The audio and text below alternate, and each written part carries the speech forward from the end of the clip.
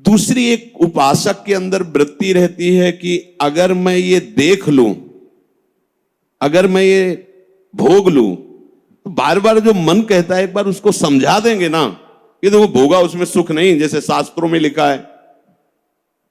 ये होता है पक्का, ये मत समझो कि किसी एक की बात है, सबके अंदर ये मन की चालबाजी, जो तुम्हारे अंदर वही हमारे अंदर, तुम्हारे सबके अंदर। एक बार देख लेते हैं, हृदय में जलन होती है, पीड़ा होती, व्यथा होती। उपासक उसकी काट तो जानता है पर प्रयोग नहीं कर रहा, विषय आकर्षण के कारण काट जानता। उपासक तभी बना है जो उसको पता है। अगर उपासक है तो सत्संग सुना ही होगा, शास्त्र स्वाध्याय किया होगा, तो शास्त्र स्वाध्याय सत्संग इसी के लिए तो ज्ञान मिलता है, इन्हीं से लड़ने के लिए। पर उस समय विषय प्रीता होने के कारण वो उनका प्रयोग करना भूल जाता है। अब जो ये बात आई है इस पर समझना होगा। पहली बात तो हमने पूरी आपको बता दी कि कहीं हमको लड़खड़ाना नहीं, निराश नहीं होना, किसी भी परिस्थिति में निश्चित भगवत प्राप्ति होगी।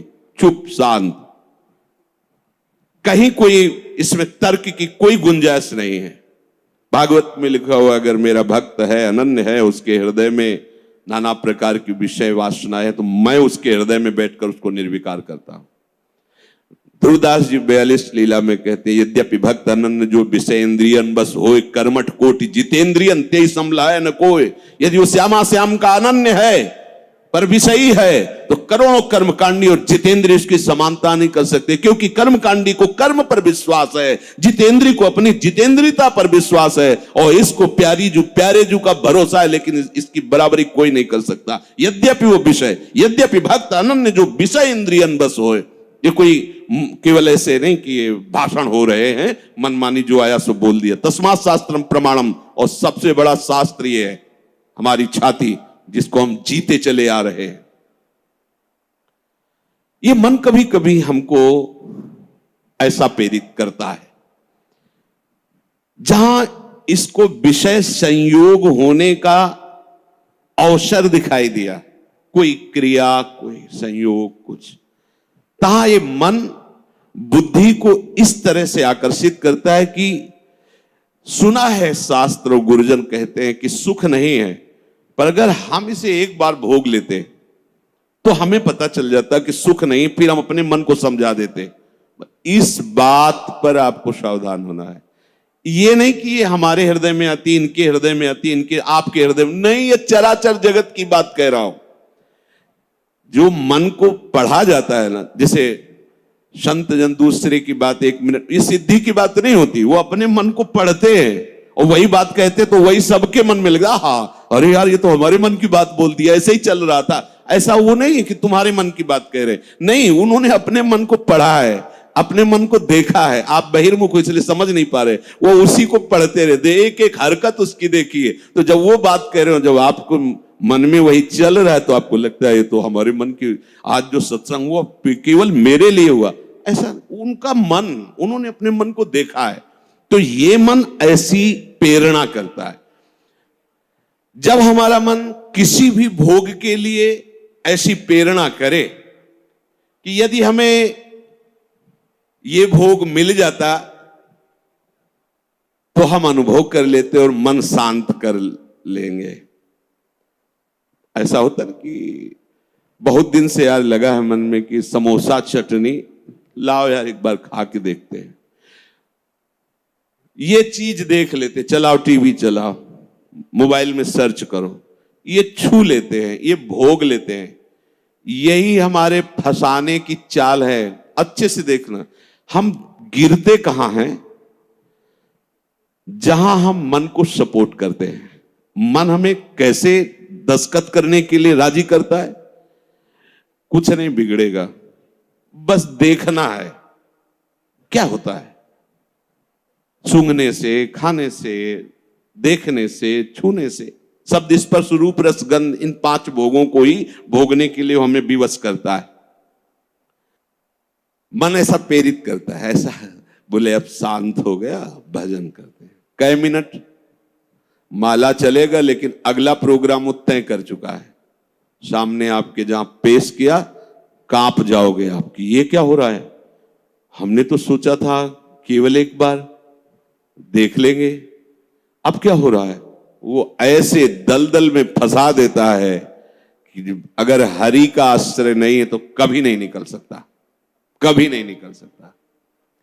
न जातु कामः कामना मुपभोगेन शाम्यति हविषा कृष्ण वर्तमेव भूय एवाभिवर्धते। ये विषयों की लालसा भोगने से कभी भी शांत नहीं होती। ब्रह्म ऋषि महापुरुष इनके अनुभव की बात है। न जातु कामः कामना मुपभोगेन शाम्यति। समझ लो, मन को ठीक करने के लिए महापुरुषों के वचन ही शस्त्र हैं, वचन ही प्रमाण हैं। जब हमारा मन ये लालसा पैदा करता है तभी हम उसमें तदात्म हो जाते हैं, क्योंकि हम सुख के लोभी हैं। वो हमें सुख दिखाता है, बस ऐसे, बस उसी समय विषयों की लालसा हमारे सामने प्रकट की गई, मन ने प्रस्तुत किया। ऐसा समझ लो कि जीव एक राजा है और बुद्धि उसकी रानी है और मन उसका मंत्री है। और इस मंत्री ने चतुरता पूर्वक पूरे राजमहल को अपने अंडर में कर रखा है। जैसा यह चाहता है वैसा दस्तखत दोनों से करवा लेता है। मन, हमारी बुद्धि एक एक वृत्तियों पर अधिकार कर चुका है। अगर बुद्धि निश्चय करती कि गलत है, बिल्कुल नहीं सुनता और दस्तखत करवा ही लेता है, समझना।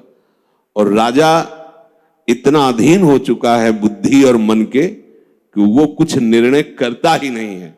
जहां जैसे रानी ने इशारा किया तो मंत्री ने कागज रख दिया, उसने दस्तखत कर दिया, पढ़ा भी नहीं कि है क्या ये। अगर वो पढ़ ले और वो रानी और मंत्री की अधीनता को समझ जाए कि मैं इनके अधीन हो रहा हूं, तो आप समझो एक सेकंड में पूरा सिस्टम ठीक हो जाएगा, क्योंकि वो सर्व सामर्थ्यशाली है। बस चूक यही हो रही, आज तक कभी उसने पढ़ा ही नहीं कि क्या पेश कर रहा है, बस दस्तखत कर दिया। उस राजा की क्या दुर्दशा होगी जिसकी रानी और मंत्री भी उसके खिलाफ ही खड़े हुए हैं और उसको लग रहा है सब अनुकूल है। उस राजा की क्या दुर्दशा होगी। क्या है वो राजा, किस बात का राजा है, वही दशा इसकी है। ईश्वर अंश जीव अविनाशी चैतन्यमल आनंद सुख राशि। वो जीवात्मा बुद्धि की प्रियता में, मन की सलाह में फंसकर निकृष्ट भोगों में, कहां आनंद राशि, कहां चिदानंद घन स्वरूप और कहां मलिन प्राकृतिक भोग, हर में दस्तखत। सोच ही नहीं पा रहा है, ये लो, मांस लो, मदिरा लो, व्यभिचार लो, ये सब में दस्तखत। यही दुर्दशा हो रही। बिना दस्तखत के तुम्हारे ये मन रूपी मंत्री और बुद्धि रूपी रानी कुछ नहीं कर सकती। ध्यान रखना, तुम्हारा सपोर्ट आवश्यक है उसको, और वो तुम्हें एक सेकंड के कम हिस्से में अपने में कर लेता है, क्योंकि आप इतने आसक्त हो चुके हैं बुद्धि में और मन में कि वो निर्णय मन और बुद्धि का न मानकर सीधा अपना मानते हैं। मुझे ये चाहिए, मैंने ये भोगा, मैं ये भोगूंगा, सीधे। अब आप इस रास्ते को नहीं जान रहे, फंस रहे प्राय सब। मैं इसके बिना नहीं जी सकता, इतना तो मुझे चाहिए ही। ये आज बहुत सोच समझ करके बातें दिमाग में बैठल ना, ये शास्त्रीय बातें कम, हृदय की बातें इसमें ज्यादा हम इसलिए कह रहे हैं कि यही हम लड़खड़ा जाते हैं और यही हम फेल हो जाते हैं। और यही लगता है अब क्या है यार, किसी तरह जी लो बस। नहीं, संतों से शास्त्र इसलिए श्रवण किए जाते कि शास्त्र में जो लिखा है उसको तुम्हारे समझने की ज्यादा आंतरिक पहुंच नहीं है। संतों ने उसको जिया है और उस शब्द को उन्होंने स्वाद लिया है, फिर उसे जब बोलते हैं अपने अनुभव के साथ तो एकदम दिमाग में आके बैठ जाता है। एक बार भी जिस इस देश में उतर गया भोगने के लिए, सिर्फ एकमात्र हरि के चरणार बिंद है कि वापस ला सकते, दूसरे के सामर्थ्य नहीं। ये ऐसा दलदल है कि वो धंसता ही चला जाएगा, डूब जाएगा, नहीं निकल सकता। और नहीं निकल पाए आज तक, पूरे अनादि जन्म व्यतीत हो गए। आज हरि कृपा से, गुरु कृपा से साधु संग प्राप्त हुआ है, तो हमें ऐसे दलदल से निकाल कर ऐसे स्वच्छ और सुरक्षित स्थान पर उन्होंने खड़ा कर दिया। तो आप सब ध्यान दीजिए, ये मन आपको कैसे फंसाता है। ये आपके सामने आपकी कमजोरी पा गया है। क्या? जीव सुख समुद्र का अंश है, वो केवल सुख चाहता है। ये कमी पा चुका है कि इसको सुख चाहिए, और सलाह और दिशा दोनों गलत हो गई। सलाहकार मन प्रकृति से मिला हुआ है और दिशा विषय भोगों की तरफ चली गई। अब ये जिस विषय को कह देता है ये स्वीकार कर लेता है। अब इस बात को आपको काटना होगा। वो आपके सामने लालसा पेश करेगा सुख भोग की। अज्ञानी कभी इससे नहीं निकल सकता, ध्यान रखना। और भक्त कभी अज्ञानी नहीं होता। बड़े बड़े भक्तों को देख लीजिए, भक्तराज श्री हनुमान जी महाराज, ज्ञानी नाम अग्रगण्यम बुद्धिमताम वरिष्ठम। भक्तराज गरुड़ जी, जिन पर भगवान स्वयं आसन लगाते बैठते हैं, गरुड़ महाज्ञानी गुण राशि। हाँ, भक्त को कोई कहे कि ये तो अज्ञानी, भक्त परम ज्ञानी होता है। दोनों पक्षों का ज्ञान होता है, प्रेम का भी और आत्मस्वरूप के बोध का भी। ज्ञानी एक पक्ष केवल आत्मस्वरूप का बोध और मुक्त हो गया, और भक्त मुक्त होते हुए भी मुक्ति को न स्वीकार करके आगे बढ़कर भगवत प्रेम राज्य में प्रवेश पाता है। न जातु कामः कामानामुपभोगेन साम्यति। ये बात बैठा लिए भाई। ये जो मन आपको पेश कर रहा है कि ये क्रिया हो जाती, ये भोग मिल जाता तो मुझे शांति मिल जाती और फिर मैं आराम से बैठ के भजन करता, सावधान रहना। ये दुश्मन आपको प्रलोभन में फंसा कर ऐसे दलदल में ले जा रहा है जहां केवल हरि बचा सकते हैं, दूसरा नहीं। केवल हरि, केवल हरि, दूसरा नहीं। विश्वास करना, दूसरा कोई नहीं बचा सकता इस दलदल से, क्योंकि आप बचना ही नहीं चाहेंगे। ये ऐसी मृत्यु है कि इससे आप हंसकर गले लगाएंगे, इसके लिए तड़पेंगे। ये न भयावह नजर आएगी और न एक कटु नजर आएगी, पर ये जहर से भी ज्यादा कटु है और मृत्यु से भी ज्यादा भयावह है। ये भगवती माया का जो आकर्षण है, उस समय अगर कोई बचा सकता है तो केवल हरि, दूसरा नहीं। हविषा कृष्ण वर्तमेव भूय एवाभिवर्धते।